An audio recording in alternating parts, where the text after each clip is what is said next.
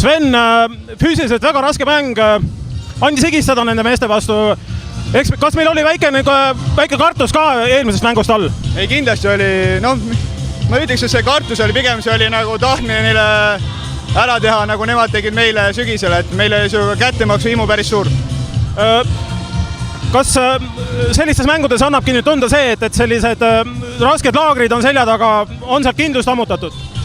No füüsiliselt kindlasti, aga veel nagu seda peamängu on vaja veel arendada, et see on nagu põhiline asi praegu. Indrek Kajupank on nüüd väljas mingiks 3-4 nädalaks vähemalt. Kui palju see meeskonnale nüüd tähendab? Kui raskeks see selle elu teeb? Eks ta kindlasti teeb raskeks, aga loodust tühja kohi ei salli, et ma olen Lips täidab ta koha enam-vähem ära, ma arvan. No TTÜ täna tuli nüüd järgi, ligi 30 punkti oli vahe,